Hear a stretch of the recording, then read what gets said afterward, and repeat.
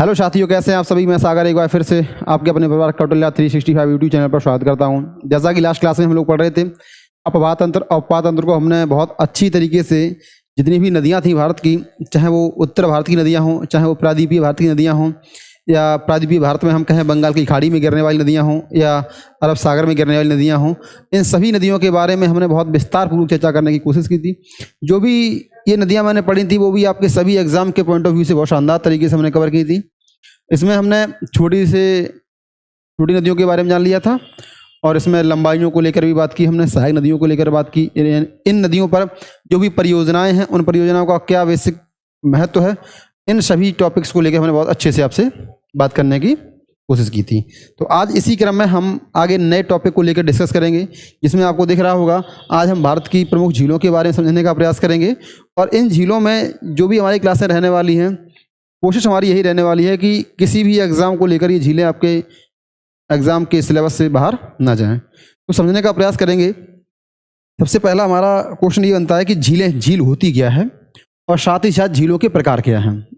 Question ये बनता है कि झील क्या होती है और झील के क्या प्रकार हैं। तो सबसे पहले हम जानेंगे झील।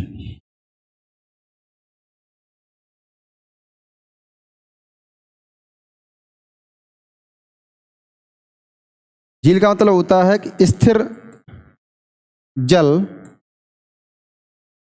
जो चारों ओर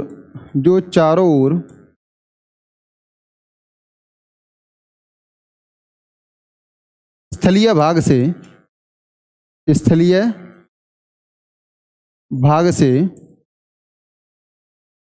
घिरा हो। स्थलीय भाग से क्या हो? घिरा हो, यानी कि स्थिर जल हो। जल कैसा हो? बह ना रहा हो, जल रुका हुआ जल हो और चारों तरफ स्थलीय भाग से घिरा हुआ हो। और लेकिन ये जो स्थिर जल है, थोड़ा इसका रूप कैसा होना चाहिए? इसका रूप विस्तृत होना चाहिए। कैसा होना चाहिए? विस्तृत। इसका रूप कैसा हो?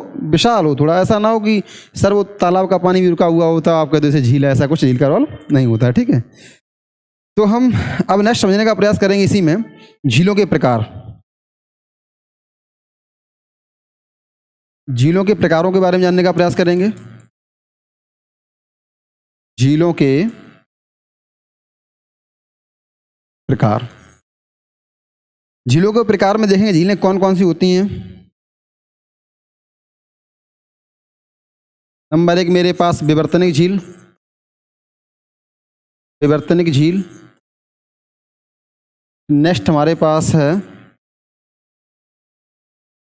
क्रेटर झील। नेक्स्ट हमारे पास है गोखुर झील।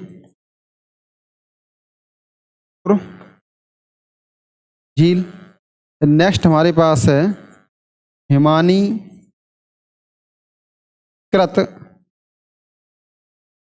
प्रक्रिया के द्वारा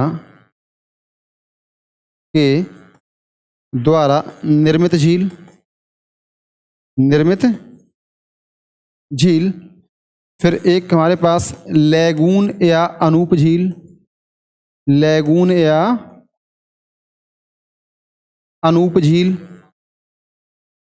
नेक्स्ट हमारे पास है वायु द्वारा निर्मित झील।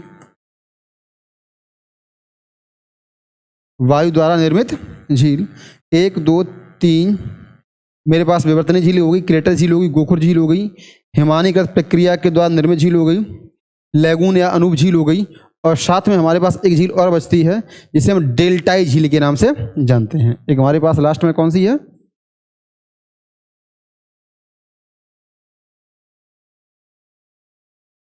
डेल्टाई झील। तो आशा करते हैं ये झीलों को लेके सारे कॉन्सेप्ट समझ में आ गए होंगे। झीलें कितने प्रकार की होती हैं? सबसे पहले मेरे पास विवर्तनिक झील है, फिर हमारे पास क्रेटर झील, गोखुर झील को बता दें, इसे हम चापाकार या झाड़न झील के नाम से भी जानते हैं। इसे हम चापाकार या इसे झाड़न झील कहते हैं। इसे चापाकार या झाड़न झील के नाम से भी इसे हम जानते हैं। तो आशा करते हैं ये भी आपको समझ में आ गया होगा, क्लियर। अब हम एक एक झील को समझने का प्रयास करेंगे, झीलें बनती कैसे हैं और ये वाली, और इनके एग्जाम्पल्स क्या क्या उनको भी देखने का प्रयास करेंगे। सबसे नंबर 1 पे हमारे पास है विवर्तनिक झील। क्या है? विवर्तनिक झील।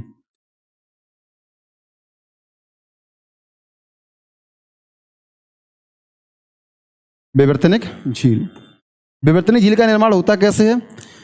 भूकंपीय गतिविधियों की वजह से धरातल के ऊपर उठने या धरातल के नीचे जमीन में धंसने से एक गड्ढे नुमा जो आकृति बनती है उसे कहा जाता है विवर्तनिक झील।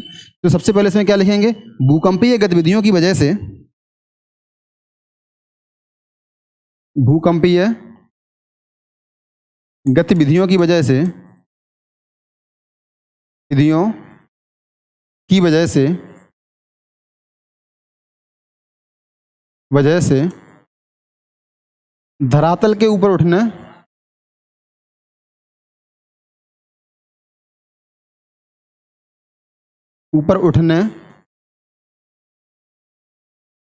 या धंसने से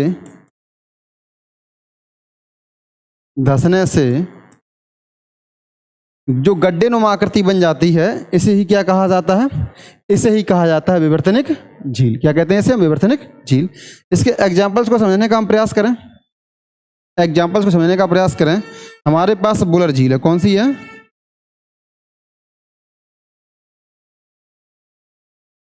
बुलर झील। एग्जाम्पल्स में हमारे पास क्या है? बुलर झील। और बुलर झील है कहाँ की?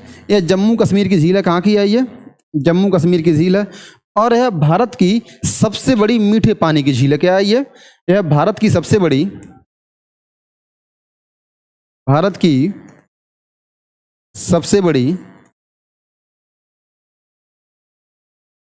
मीठे पानी की झील है। यह क्या है? भारत की सबसे बड़ी मीठे पानी की झील है। तो आशा करते हैं ये बात आपको समझ में आ गई होगी। नेक्स्ट समझने का प्रयास करेंगे। इसमें नंबर 2 पे हमारे पास होगी क्रेटर झील। नंबर 2 पे मेरे पास कौन सी झील है?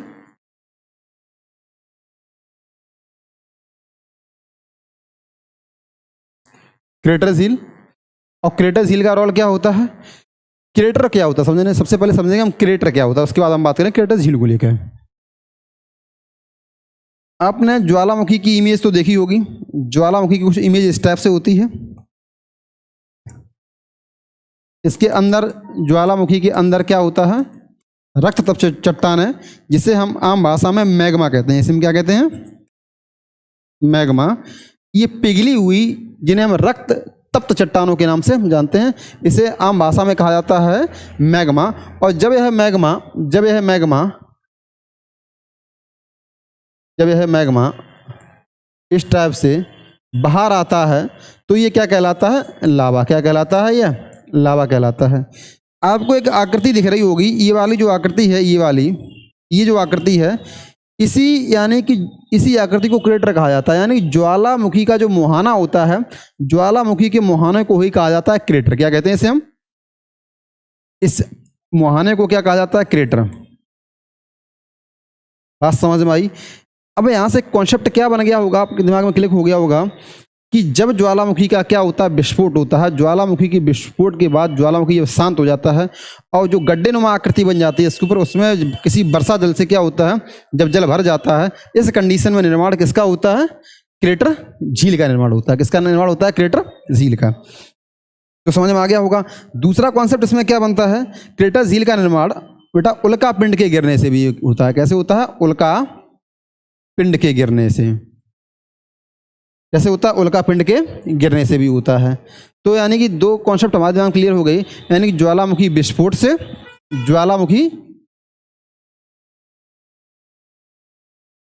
ज्वालामुखी विस्फोट से और दूसरा क्या है? उल्का पिंड के गिरने से जो गड्ढा बनता है, उस गड्ढे में किसी प्राकृतिक तरीके से उसमें जल भर जाए और जल भरने से झील बनती है और वो क्या कहलाता है? हमारे पास क्रेटर झील कहलाती है। इसके एग्जाम्पल्स को समझने का हम प्रयास करेंगे। एग्जाम्पल में मेरे पास है लोनार झील। कौन सी है? लोनार झील। और लोनार झील कहाँ पे? महाराष्ट्र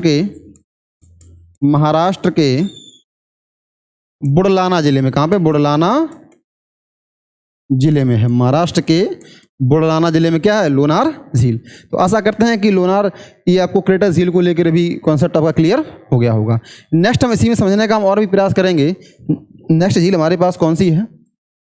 नेक्स्ट झील देखेंगे हम इसमें गोखुर झील। क्या देखेंगे? नेक्स्ट 3rd नंबर की हमारे पास झील है कौन सी? गोखुर झील। गोखुर झील, इसका निर्माण कैसे होता है? नदियों के विसर्पण से, नदियों के विसर्पण से एक नदियों का जल कट के अलग हो जाता है, उसे जो झील बनती है उसे कहा जाता है गोखुर झील। तो इसके अन्य नाम भी जानेंगे पहले। इसके अन्य नाम में चापाकार, चापाकार या झाड़न, चापाकार या झाड़न झील। इसके अन्य नामों में भी क्या है? चापाकार या झाड़न झील है। सही है कैसे? नदियों के विसर्पण से, नदियों के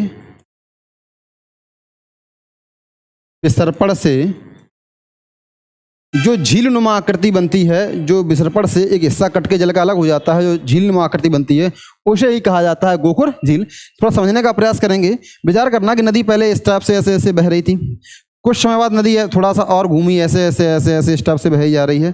फिर एक समय बाद नदी का ऐसा ऐसा था, ऐसा ऐसा था, ऐसा था, ऐसा था।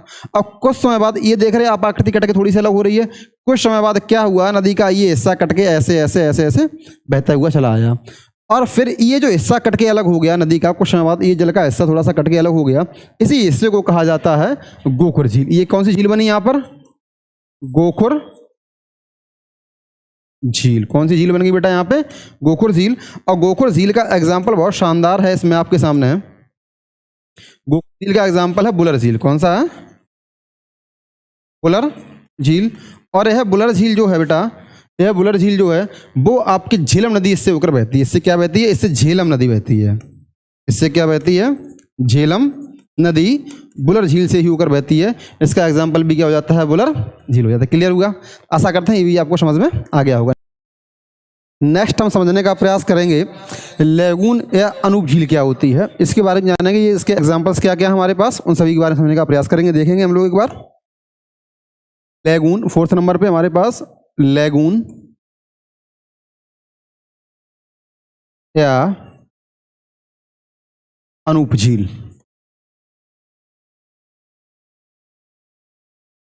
इस प्रकार की झीलों का जो निर्माण है वो समुद्र तटीय इलाकों में होता है। समुद्र तटीय इलाकों का मतलब ये हुआ कि समुद्र के किनारे इस प्रकार की झीलों का क्या होता है? निर्माण होता है।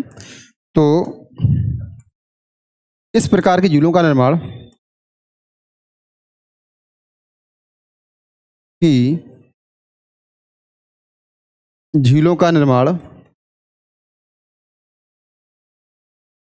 समुद्र तटीय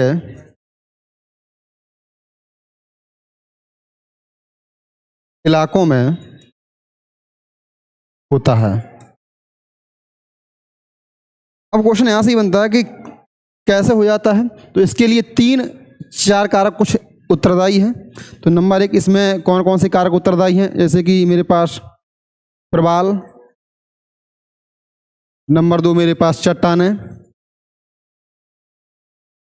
नंबर 3 मेरे पास मिट्टी। क्या है? मिट्टी।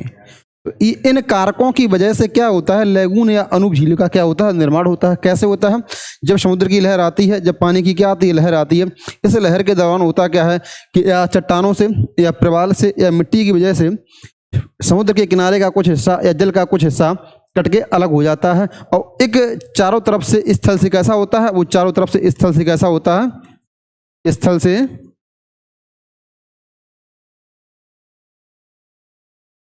स्थल से घिर जाता है।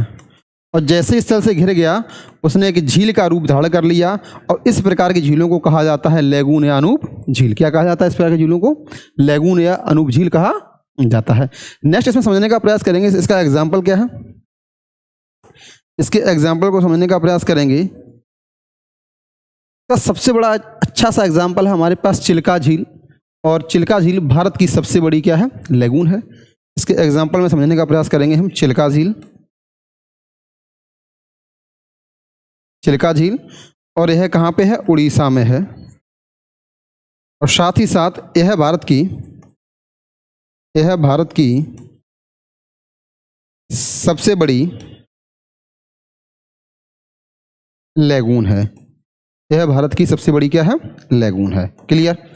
नेक्स्ट इसमें समझने का प्रयास करेंगे, जो चिल्का झील है वो उड़ीसा में एक भितरकनिका नेशनल पार्क पड़ता है। इस भितरकनिका नेशनल पार्क जो है इस झील के क्या है, आसपास है। तो ये किसके पास में है, ये भितरकनिका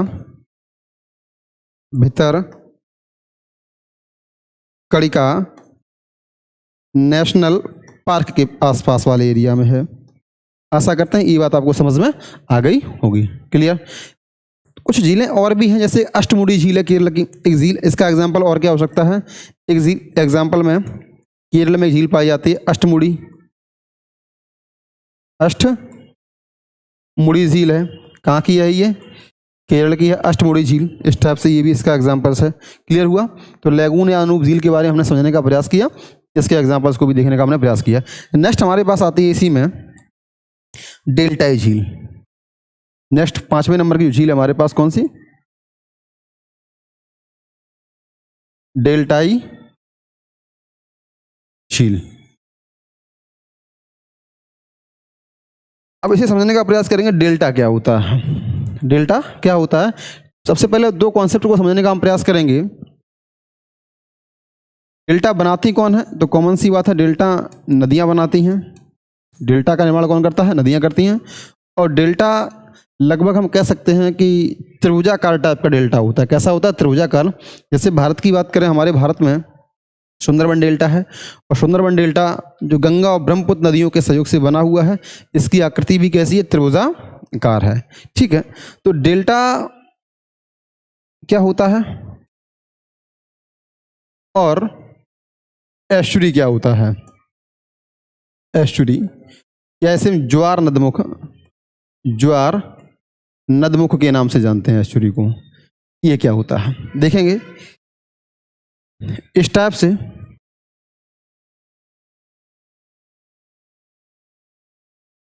एक हिस्सा ये वाला है इस टाइप से।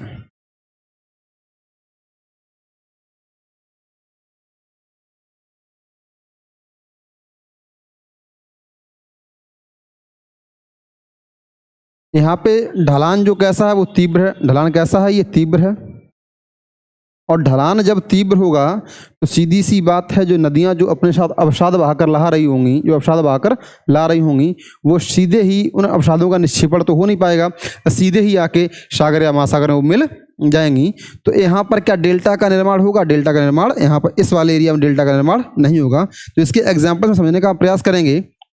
जितनी भी नदियाँ पश्चिमी घाट में हैं, जितनी भी नदियाँ पश्चिमी घाट की बात करें या हम बात करें अरब सागर की, जितनी भी नदियां अरब सागर में गिरती हैं वो सब की सब नदियां क्या बनाती हैं, डेल्टा ना बनाकर क्या बनाती हैं, एस्चुरी बनाती हैं। क्या बनाती हैं, एस्चुरी बनाती हैं।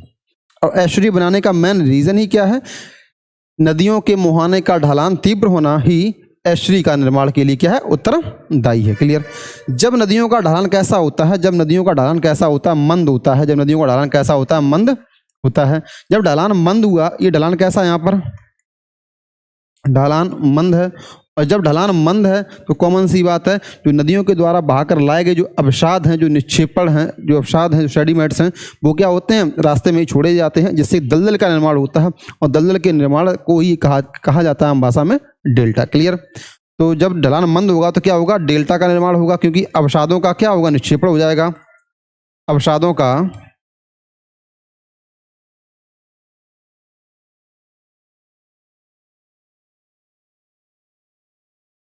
क्या हो जाएगा, निक्षेपण हो जाएगा। और जैसे ही अवसादों का निक्षेपण हुआ वैसे ही किसका हिसाब किताब हो गया, डेल्टा का क्या हो गया, निर्माण हो गया। क्लियर हुआ। और जितनी भी नदियां ऐसी हैं जो बंगाल की खाड़ी में गिरने वाली, जितनी भी नदियां हैं बंगाल की खाड़ी में गिरने वाली सभी नदियां क्या करती हैं, डेल्टा का निर्माण करती हैं। तो दो क्वेश्चन यहाँ से अच्छे बन गए। क्या क्वेश्चन बन गया, यहाँ से सीधा आपसे पूछा जाएगा कि डेल्टा का निर्माण क्यों होता है। तुरंत आप कहेंगे कि ऐसी नदियां जिनका मुहाना तीव्र ढलान पर होता है तो वो डेल्टा का निर्माण नहीं करती हैं, और तथा ऐसी नदियां एस्चुरी का निर्माण करती हैं। सीधा पूछा जाएगा आपसे कि सर एस्चुरी क्या होता है, कि ऐसी नदियां जिनका मुहाने पर तीव्र ढलान होता है वो क्या करती हैं, एस्चुरी का निर्माण करती हैं। तो ये समझ में आ गया होगा।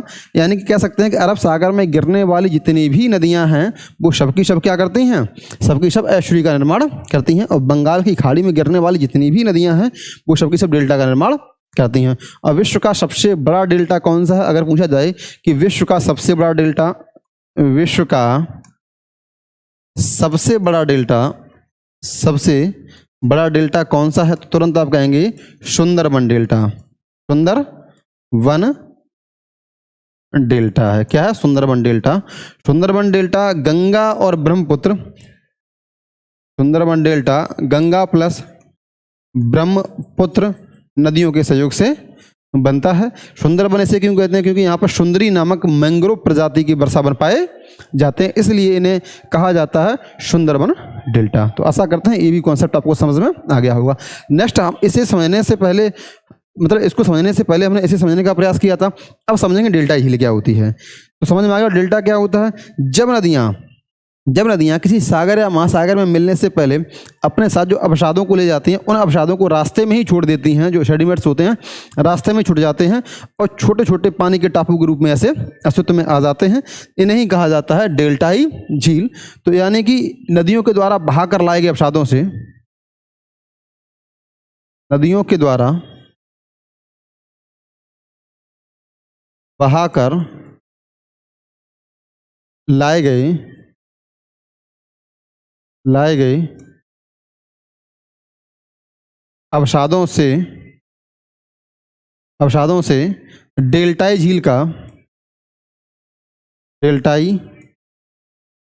झील का निर्माण होता है। नदियों के द्वारा बहाकर लाए गए अवसादों से डेल्टाई झील का निर्माण होता है। इन्हें डेल्टाई झील को स्थानीय भाषा में बील कहा जाता है। अगर पूछा जाए इन्हें स्थानीय भाषा में क्या कहते हैं, स्थानीय भाषा में इन्हें बील कहा जाता है। स्थानीय भाषा में इन्हें क्या कहते हैं हम लोग, बील कहते हैं डेल्टाई झील। डेल्टाई झील की बात करें तो इसमें बहुत अच्छा सा एग्जाम्पल है हमारे पास कोलेरू झील। कौन सी झील है यहाँ पे, इसके एग्जाम्पल्स की हम बात करें तो एग्जाम्पल में है मेरे पास कोलेरू झील। और ये कहाँ पे है, आंध्र प्रदेश में। कहाँ पे है ये झील, आंध्र प्रदेश में है। और थोड़ा समझने का प्रयास करेंगे। एक कृष्णा और गोदावरी, एक कृष्णा और गोदावरी नदियों से बनती है कौन सी झील, कोलेरू झील। क्लियर हुआ।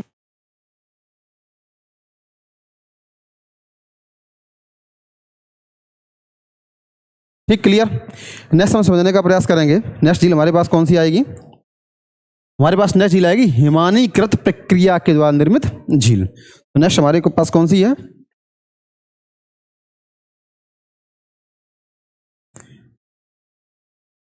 हिमानीकृत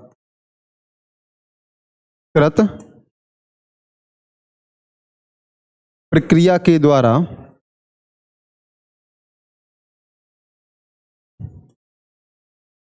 निर्मित झील। हिमानीकृत प्रक्रिया के द्वारा निर्मित झील। एक शब्द लिखा है, ऊपर लिखा है हिमानीकृत। हिमानी का मतलब क्या होता है, हिमपात हो रहा है। हिमपात हो रहा है तो कौन सी बात है कि बर्फबारी हो रही होगी। और बर्फबारी किधर हो रही होगी, तो दक्षिण भारत में तो हो नहीं रही होगी, सीधी सी बात है। बर्फबारी कहाँ होगी, उत्तर भारत में। क्यों होगी उत्तर भारत में, क्योंकि जो भारत की चोटियाँ हैं, जो भारत की ऊंची जो चोटियाँ हैं वो किधर हैं, उत्तर भारत की ओर हिमालय क्षेत्र में है। और हिमालय क्षेत्र में यानी हम कह सकते हैं जो कुमायूं हिमालय है, अगर हम बात करें हिमालय क्षेत्र की बात करें, जो कुमायूं हिमालय है मेरे पास, क्या है, कुमायूं जो हिमालय है हमारे पास, इस कुमायूं हिमालय में जो झीलें बनती हैं जिनका निर्माण कैसे होता है, बर्फबारी से होता है। जिनका निर्माण कैसे होता है, हिमपात से होता है। उन झीलों को कहा जाता है हिमानीकृत प्रक्रिया के द्वारा निर्मित झीलें। जैसे उत्तराखंड की झीलें हैं, जैसे कि अगर हम बात करें उत्तराखंड की जितनी भी झीलें हैं वो सब कैसी हैं, ऑलमोस्ट हिमानीकृत प्रक्रिया के द्वारा निर्मित झीलें। इसके एग्जाम्पल में बात करें जैसे खुरपाताल हो गया, रूपकुंड हो गया, भीमताल हो गया, नैनीताल हो गया, इस टाइप से। खुरपा ताल, एग्जाम्पल्स में देखेंगे क्या क्या हमारे पास है। खुरपा ताल,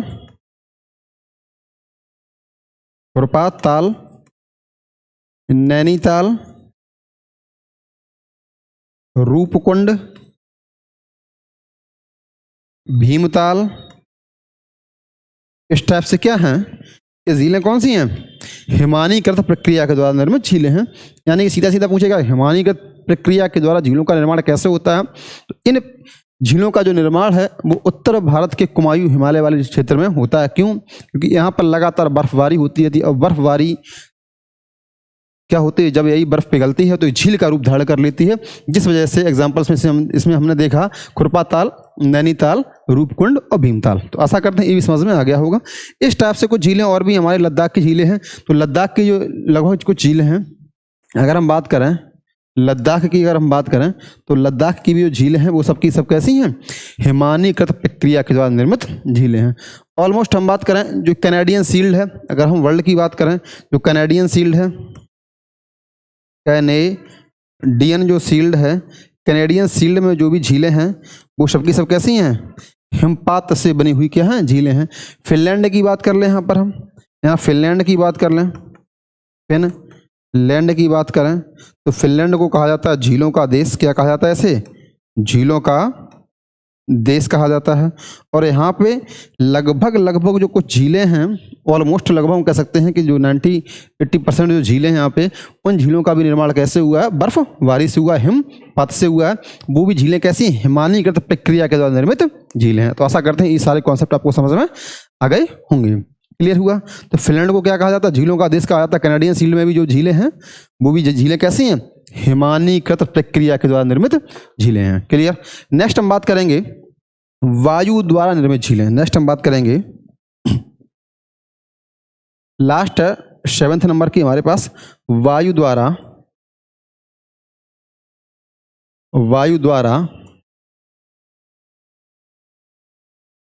निर्मित झीलें। वायु द्वारा निर्मित झीलें। अब सर ये वायु द्वारा निर्मित कैसे हो पाएंगी? अरे सीधी सी बात है कि जब तेज हवाएं चलेंगी, और तेज हवाओं से क्या होता है, जब मिट्टी यानी कि बालू एक स्थान से दूसरे स्थान पर जाती है, दूसरे से तीसरे स्थान पर जाती है, और जो गड्ढे नुमा आकृति बन जाती है, उस गड्ढे नुमा आकृति में क्या होता है, वर्षा जल से या किसी प्राकृतिक प्रक्रिया की वजह से, नेचुरल वजह से क्या होता है, उसमें जल भर जाता है। तो ऐसी झीलों का निर्माण जब होता है तो वो कौन सी झीलें कहलाती हैं, वायु द्वारा निर्मित झीलें। इन झीलों का जो निर्माण होता है वो अपने राजस्थान वाले इलाके में होता है। कहाँ होता है? यानी कि यहाँ क्या लिखेंगे, वायु के द्वारा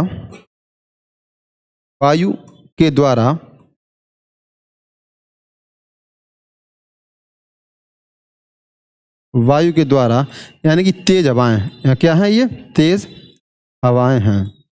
वायु के द्वारा बालू का एक स्थान से दूसरे स्थान पर पहुंचना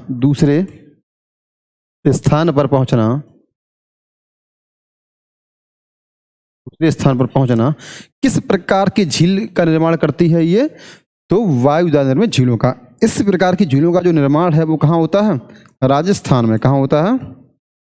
राजस्थान में होता है। एग्जाम्पल्स में क्या, जितनी भी राजस्थान की ऑलमोस्ट झीलें हैं वो सबकी कैसी हैं, वायु द्वारा निर्मित झीलें। जैसे एग्जाम्पल समझेंगे हम, जैसे सांवर, डीडवाना, पंचभद्रा, लूनकसार, इस टाइप से एग्जाम्पल्स क्या क्या हैं इसके। जैसे सांवर झील हो गई मेरे पास, सांवर झील, पंचभद्रा झील, लूनकसार झील, डीडवाना झील, इस टाइप से ये झील किसके एग्जाम्पल्स हैं, वायु द्वारा निर्मित झील का एग्जाम्पल्स है। तो आशा करते हैं कि हमने झीलें कौन कौन सी जानी, सभी झील्स के एग्जाम्पल्स जान ली। सबसे पहले हमने विवर्तनी झील के बारे में जाना, इसके बाद हमने क्रेटर झील के बारे में जाना, इसके बाद हमने लैगून या अनूप झील के बारे में जाना, इसके बाद हमने डेल्टा झील के बारे में जाना, इसके बाद हमने हिमानीकृत प्रक्रिया के द्वारा निर्मित झील के बारे में जाना, और लास्ट जो हमने आपको बताया वो क्या है, वायु द्वारा निर्मित झील का जाना, कैसे कैसे झील का निर्माण होता है। तो आशा करते हैं ये सारे कॉन्सेप्ट आपको समझ में आ गए, क्लियर हुआ यहाँ तक? ठीक है, अब हम झीलों से संबंधित कुछ महत्वपूर्ण तथ्यों को लेकर समझने का प्रयास करेंगे। झीलों को लेकर सबसे ऊंची झील कौन सी है या सबसे बड़ी झील कौन सी है, खारे पानी की झील कौन सी है, भारत में कौन सी है, इस तरह से सभी जो तथ्यात्मक जो वनडे एग्जाम के दृष्टिकोण से पुलिस, यूपी पुलिस हो गया या आपका यूपी SSC हो गया या जो पैट का एग्जाम कंडक्ट होता है, ठीक है, इस टाइप से कुछ झीलों को मिसलिनियस लेके पूछ लेते हैं। कैसे कि विश्व की सबसे बड़ी झील कौन सी है खारे पानी की, या विश्व की सबसे बड़ी मीठी पानी की झील कौन सी है, या विश्व की सबसे ऊंची झील कौन सी है, या भारत की सबसे बड़ी झील कौन सी है। इन सभी मुद्दों को लेके जो भी क्वेश्चन बनते हैं, जो भी टॉपिक से क्वेश्चन बनते हैं, उन सभी को लेकर एक बेसिक जो फैक्ट है मिसलिनियस टाइप के, उनको लेके कवर करेंगे। और फिर स्टेट वाइज हम झीलों को कवर करेंगे, किन किन स्टेट्स में या किस किस स्टेट के किस किस डिस्ट्रिक्ट में कौन कौन सी झीलें हैं या उनका महत्व क्या है वहाँ का, उसके बारे में जानकारी का हम जानने का प्रयास करेंगे। ठीक है, तो झीलों से संबंधित कुछ महत्वपूर्ण तथ्यों की बात करें। झीलों से संबंधित कुछ महत्वपूर्ण तथ्य, महत्वपूर्ण तथ्य की बात करें, झीलों से संबंधित कुछ महत्वपूर्ण तथ्य वन लाइनर के हिसाब से इसे पढ़ने का प्रयास करेंगे। जैसे कि विश्व की सबसे बड़ी झील कौन सी हो गई, ठीक है, या विश्व की सबसे ऊंची झील कौन सी हो गई, या विश्व की सबसे बड़ी खारे पानी की झील कौन सी होगी, इस टाइप से। देखो सबसे पहला ही तथ्य क्या है मेरे पास, विश्व की सबसे बड़ी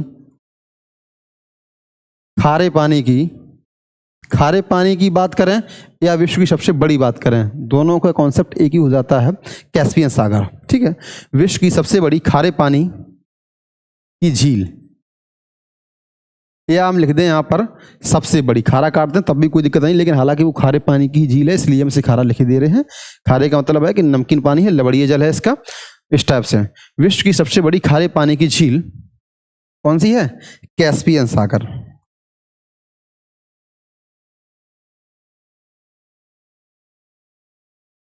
कैस्पियन सागर है, कौन सी है, कैस्पियन सागर है।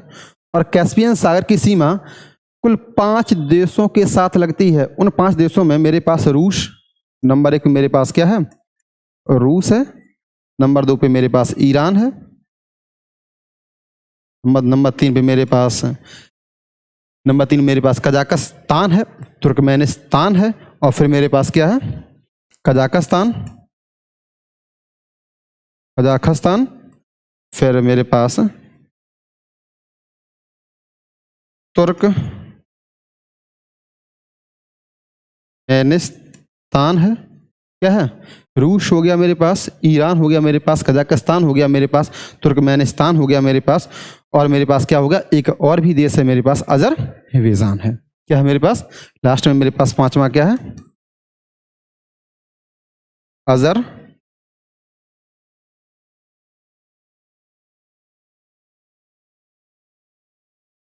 अजरबैजान। कौन सा देश है, अजरबैजान। क्लियर हुआ, रूस हो गया, ईरान हो गया, कजाकिस्तान हो गया, और तुर्कमेनिस्तान हो गया, और मेरे पास क्या हो गया, अजरबैजान हो गया। लगभग ये जितने भी देश हैं, ये तान वाले जितने भी देश आपको देख रहे होंगे, इन्हें कहा जाता है मध्य एशियाई देश। इन्हें क्या कहा जाता है, मध्य एशियाई देश कहा जाता है। और विश्व का एकमात्र ऐसा देश है रूस, विश्व का एकमात्र ऐसा देश है रूस जिसका विस्तार यूरोप प्लस एशिया में है। कहाँ पे, यूरोप और एशिया महाद्वीप में है। रूस की जो राजधानी है मॉस्को, समझेंगे, रूस की जो राजधानी है मॉस्को, इसकी राजधानी कौन सी है, मॉस्को कहाँ पे है, ये रूस में है। कहाँ पे है, रूस में है। और रूस का नाम रूस कब पड़ा, तो सीधी सी बात है, रूस का नाम रूस तब पड़ा जब क्या हुआ, सोवियत संघ का विघटन हुआ। क्या हुआ, सोवियत संघ का विघटन हुआ। कब हुआ, 1991 में हुआ। इससे पहले इसे USSR के नाम से, यानी कि सोवियत संघ के नाम से जानते थे। रूस कब अस्तित्व में आया, पूछा जाएगा तो तुरंत आप कहना, रूस आया हमारे अस्तित्व में 1991 में आया। क्यों, क्योंकि 1991 में ही क्या हुआ था, सोवियत संघ का विघटन हुआ था, और सोवियत संघ के विघटन से ही कुल 15 देशों का उदय हुआ था, जिन्हें हम जानेंगे कभी जब वर्ल्ड ज्योग्राफी पढ़ेंगे उस वाली क्लास में। क्या हुआ था? 15 देशों का क्या हुआ था? उदय हुआ था। तो आशा करते हैं ये भी आपको समझ में आ गया होगा। नेक्स्ट हम बात करते हैं कि विश्व की सबसे बड़ी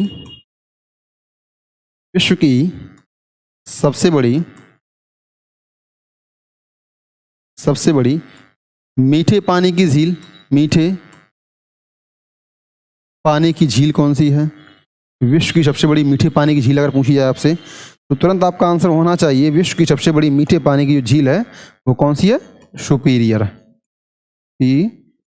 झील। सुपीरियर झील। यह झील कहाँ पे है? तो यह झील कनाडा और यूएसए के बॉर्डर पे, कनाडा और यूएसए की क्या है?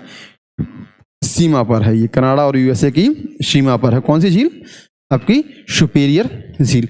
अगर इसी तरीके से क्वेश्चन एक और बने, पूछा जाए आपसे कि भारत की सबसे बड़ी मीठे पानी की झील कौन सी है, उसके बारे में जानेंगे हम। नेक्स्ट जानेंगे तीसरे फैक्ट में हम भारत की सबसे बड़ी मीठे पानी की झील, की अगर बात की जाए तो भारत की सबसे बड़ी मीठे पानी की झील कौन सी है? जैसा कि अभी हम बात कर चुके थे, इससे पहले आपसे बताया था आपको। इसमें हमारे पास बुलर झील है। कौन सी है? बुलर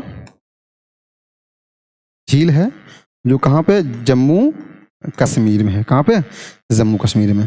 तो आशा करते हैं ये भी आपको फैक्ट समझ में आ गया, वो क्लियर हुआ। नेक्स्ट फैक्ट हमारा क्या बनेगा कि उत्तर पूर्वी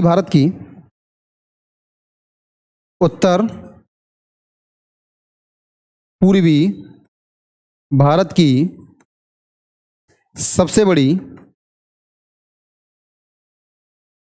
मीठे पानी की झील,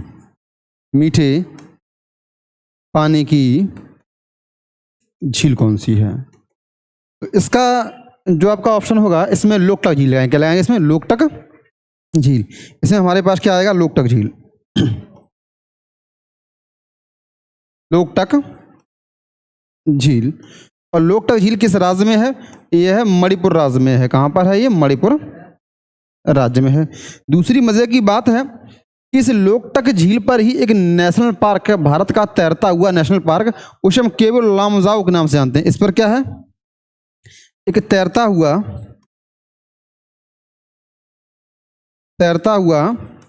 एक नेशनल पार्क है। क्या? National park.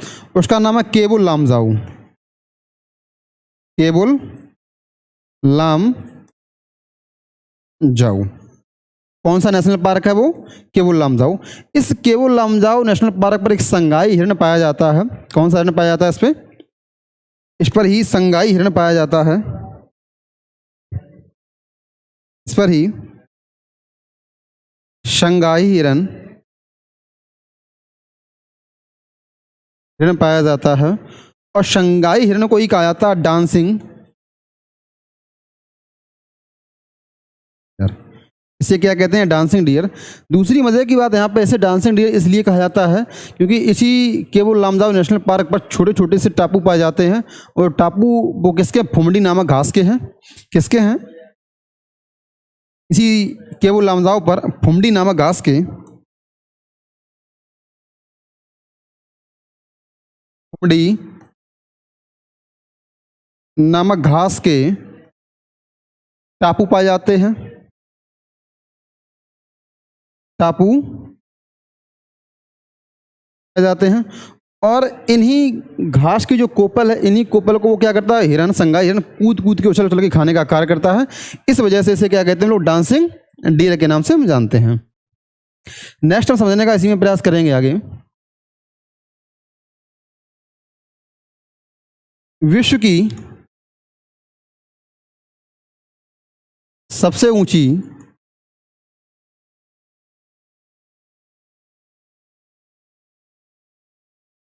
नौकागम्य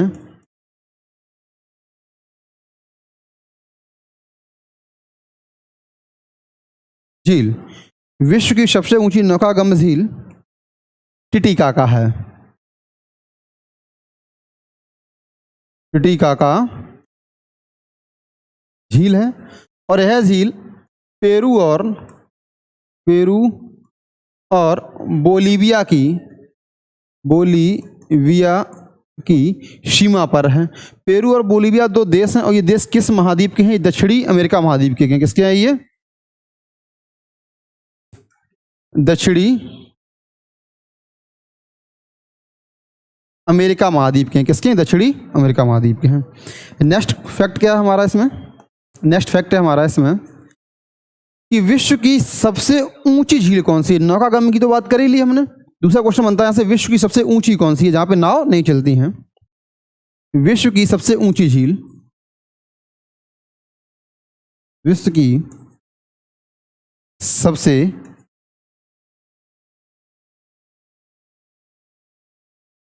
झील, विश्व की सबसे ऊंची झील की अगर हम बात करें तो ये मेरे पास तिलिचो झील है। कौन सी है?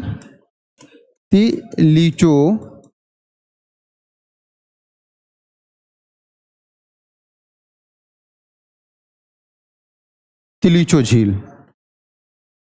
और तिलिचो झील है कहाँ पे ये? तो नेपाल के मनांग जिले में है। कहाँ पे है? नेपाल के मनांग जिले में है। दूसरा फैक्ट यहाँ से ये बनता है कि भारत की सबसे ऊंची झील कौन सी है? नेक्स्ट हमारा फैक्ट यहाँ से बनता है कि भारत की सबसे ऊंची झील कौन सी है? भारत की सबसे ऊंची झील, भारत की सबसे ऊंची झील पूछी जाए तो तुरंत आप कहना आप चोहलामू झील। क्या है? चोहलामू झील। कौन सी झील है भारत की सबसे ऊंची झील? चोहलामू झील। और चोहलामू झील कहाँ पे? सिक्किम में। हमारे किस राज्य में है? ये सिक्किम राज्य में है।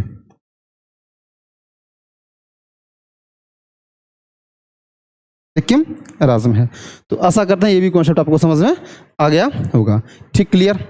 नेक्स्ट अगर आपसे पूछा जाए, नेक्स्ट पूछ लिया जाए आपसे कि भारत की सबसे ज्यादा खारे पानी की झील पूछा जाए, खारे पानी की झील, तो खारे पानी की झील कौन सी है हमारे पास? सांभर झील। कौन सी है? सांभर झील है।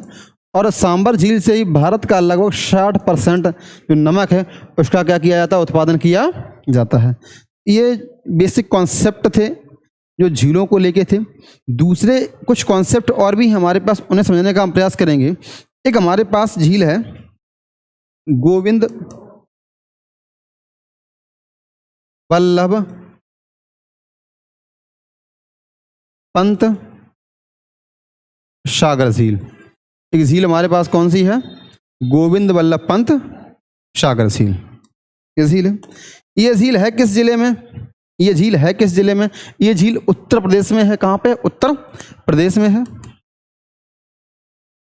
उत्तर प्रदेश में है।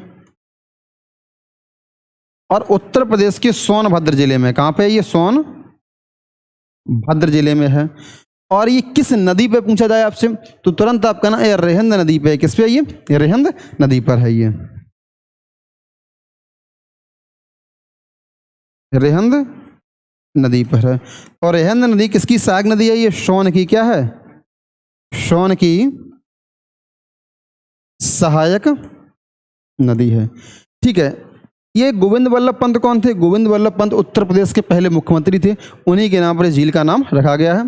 तो ये गोविंद वल्लभ पंत की अगर पूछा जाए कि ये झील का नाम कैसे पड़ा तो गोविंद वल्लभ पंत उत्तर प्रदेश के यूपी के पहले सीएम, यूपी के कौन थे? ये पहले सीएम थे, चीफ मिनिस्टर थे, मुख्यमंत्री थे। इन्हीं के नाम पर झील का नाम क्या रखा है? गोविंद वल्लभ पंत सागर झील। तो आशा करते हैं ये सारे कॉन्सेप्ट आपके दिमाग में शायद हो गए होंगे। एक इसी तरीके से एक मेरे पास झील और भी है, एक झील और भी है गोविंद सागर झील। एक झील कौन सी है मेरे पास? गोविंद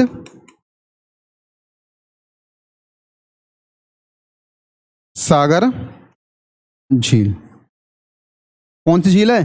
गोविंद सागर झील। और गोविंद सागर झील की बात करें, यह सतलज नदी पर है। कहां पर है ये? सतलज नदी पर है। और ये किस राज्य में पूछा जाए तो यह हिमाचल प्रदेश में। कहाँ पे है ये? हिमाचल प्रदेश में। हिमाचल प्रदेश में है। और हिमाचल प्रदेश में भी कहाँ पे है ये? तो भाखड़ा नागल बांध के पीछे। किसके पीछे? ये भाखड़ा नागल बांध के क्या है? पीछे है ये। और ये है किसके पीछे है ये? भाखड़ा नागल बांध के पीछे है। क्लियर? तो आशा करते हैं ये झीलों को लेके जो भी बेसिक फैक्ट थे, जिसमें हमने भारत की सबसे बड़ी झील के बारे में जान लिया, छोटी झील के बारे में भी बात की हमने आपसे, सबसे ऊंची झील के बारे में भी बात की हमने विश्व की, भारत की सबसे बड़ी मीठे पानी की झील कौन सी है, उत्तर पूर्वी भारत की सबसे मीठे पानी की झील कौन सी है। इस टाइप से हमने बहुत सारे कॉन्सेप्ट समझे, झीलों के प्रकार समझे। इसके बाद हम नेक्स्ट क्लास में हम स्टेट वाइज झीलों को समझने का प्रयास करेंगे, किस स्टेट में कौन कौन सी झीलें हैं। तब तक इस क्लास को शेयर करिए, चैनल को सब्सक्राइब करेंगे और वीडियो को लाइक करेंगे, और तब तक पढ़ते रहिए, मुस्कुराते रहिए। जय हिंद, जय भारत।